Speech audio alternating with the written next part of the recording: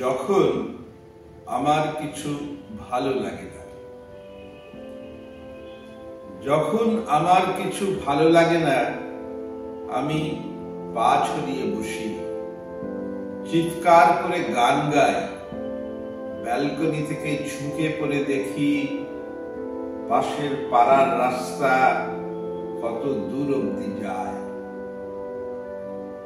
যখন আমার কিছু ভালো লাগে না, সব কিছুতেই সন্দিগ্ধ হয়ে পড়ি। সুচরিতাকে ফোন করার কথা ভাবি, ফোন করি না। মনে করার চেষ্টা করি সুচরিতার সঙ্গে আমার প্রথম দেখা হবার কথা।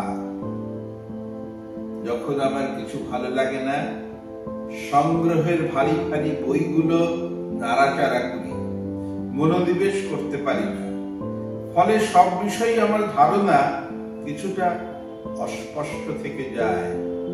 যেমন বিনির্মাণ তত্ত্বকে মনে হয় আধ ভাঙা কোনো সম্পর্কের মতো, অখ্যাত কোনো কবির বইয়ে চোখ বোলাতে বোলাতে আটকে যায় আশ্চর্য কোনো কবিতায়, অকালমৃত কোনো কবির মুখ মনে পড়ে যার সঙ্গে কখনো তেমন পরিচয় হয়নি।